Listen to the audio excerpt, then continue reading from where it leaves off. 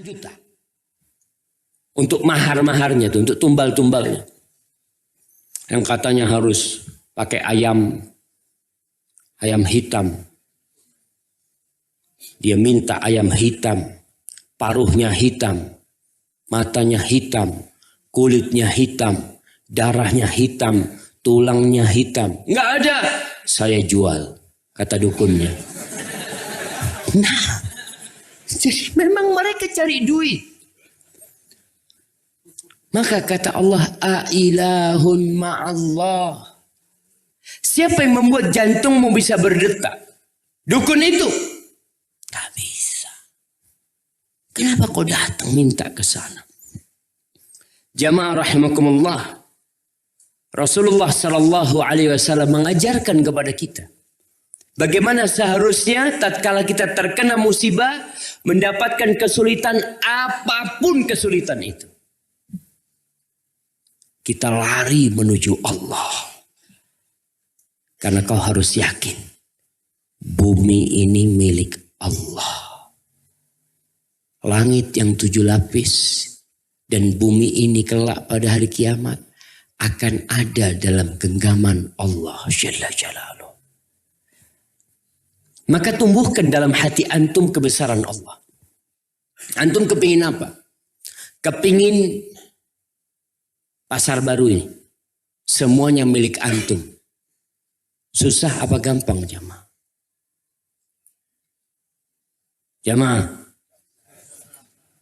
Allah Ustaz, ana nyewa tuku sampai mau mati Ustaz.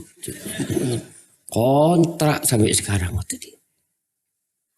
Kau tidak tahu berarti dengan Allah.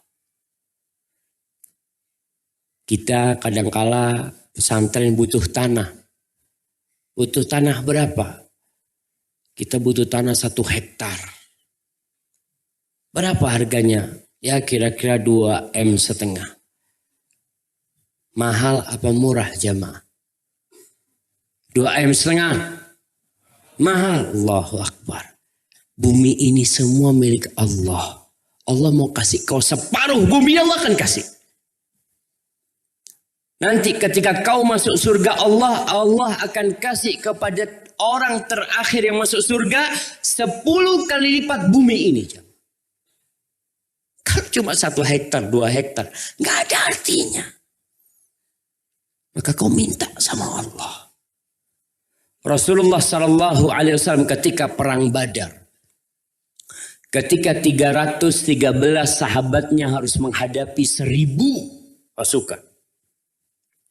Beliau tahu 300 ngadepin 1.000, ya secara akal nggak mungkin menang ya Allah.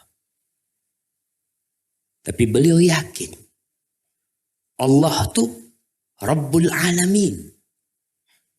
Maka Nabi mengangkat tangannya sampai selendangnya itu berulang kali jatuh. Beliau mengatakan, Allahumma wa'daka alladhi wa'adtani. Allahumma anjiz wa'daka alladhi wa'adtani. Ya Allah, janjimu ya Allah kepadaku ya Allah. Janjimu kepadaku ya Allah. Apa yang terjadi? Allah tinggal ngomong kun fayakun, selesai jamaah. Selesai 1.000 orang itu. Abu Jahal selesai hidupnya. Umayyah bin Khalaf selesai hidupnya. Nggak ada yang sulit buat Allah. Kalau kita yakin Allah mendengar. Sebagian di antara kita udah suudzon dulu sama Allah. Yang menyebabkan doa kita tidak dikabulkan, nanti kita akan bahas salah satunya tuh kita udah suudzon sama Allah. Aduh kayaknya nggak mungkin. Aduh berat banget. Kau tahu iblis berdoa Allah kabulkan. Kau nggak husnudzon sama Allah. Iblis makhluk yang terlaknat minta sama Allah. Fa'anzirni ila yaumi yub'atsun. Ya Allah, jadikan aku, tangguhkan umurku sampai hari kebangkitan. Qala innaka minal munzarin. Selesai. Kau hidup sampai hari kiamat. Apa kau masih suudzon sama Allah, mau minta? Aduh banyak dosa. Nggak mungkin Allah kabulkan. Itu penghalang doa kita nggak dikabulin. Banyak dosa, iya penghalang doa. Tapi kalau kita husnudzon sama Allah, sampai doa orang kafir yang dizalimi, Allah kabulkan. Terus kenapa kita tidak kembali kepada Allah? Malas berdoa.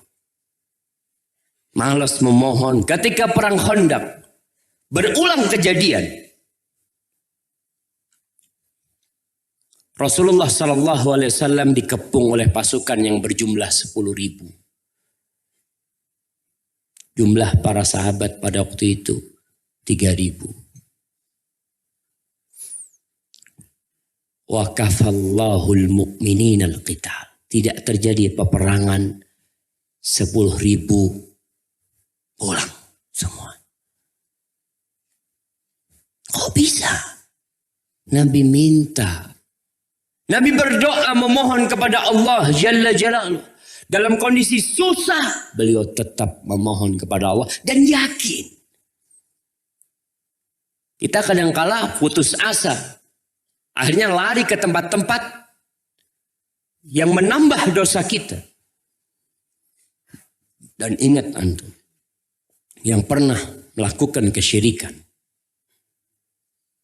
minta memohon kepada selain Allah, perbanyak doa sekarang. Mohon ampun sama Allah. Karena Allah mengatakan laisa bi amanikum wala amani ahlil kitab man ya'mal su'an yujza bih. Bukan termasuk angan-angan kalian dan angan-angan ahli kitab. Siapa berbuat dosa pasti dibalas. Pasti dibalas. Antum tinggal tunggu balasannya. Maka tatkala kita kena musibah, yang kita ingat dosa kita. Antum jangan mengatakan, anak kan udah tobat Ustaz. Itu masalah terbesar kita. Tatkala kita merasa sudah baik. Tatkala kita merasa sudah suci. Sehingga kayaknya gak pantas aku mendapatkan musibah. Jamaah, Allah kalau cinta sama hambanya, Allah kasih musibah tuh orang.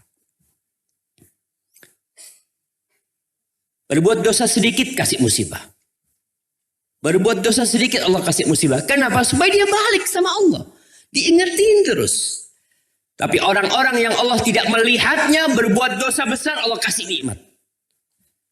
Berbuat dosa besar, Allah tambah nikmat. Tambah sehat badannya. Usahanya tambah lancar dengan dosa-dosa yang dia lakukan. Terus sebagai istidraj dari Allah. Hatta idza farihu bima utu akhadnahum baghtah. Ketika mereka senang dengan apa yang diberikan kepada mereka, tambah sukses, tambah jaya dengan dosa-dosa yang mereka lakukan, Allah cabut nyawanya dalam kondisi mereka belum siap. Fa idzahum mublisun. Selesai sudah. Khasirat dunya wal akhirah. Dia merugi dunia dan akhirat. Kenapa? Hasil kerja dia tinggalin. Kau udah kaya raya, terus kemana kau bawa? Habis kau tinggalkan. Dan di akhirat, dengan setiap sen yang kau kumpulkan, kau dihisap dan diazab nanti. Maka ingat, kalau ada orang-orang yang pernah melakukan dosa kesyirikan, dia kembali kepada Allah, istighfar. Dia kena musibah, dia katakan pantas aku dapat cobaan ini karena banyak dosaku. Nabi Ya'qub alaihissalam, bagaimana dia berhusnudzon kepada Allah. Musibah itu bertambah, bukan berkurang. Musibah pertama, dia kehilangan Nabi Yusuf alaihissalam. Anak yang paling dicintai. Antum bisa bayangin. Kalau antum punya anak yang paling antum cintai, antum pulang dari pasar baru, anak antum tidak ada. Antum akan laporan polisi.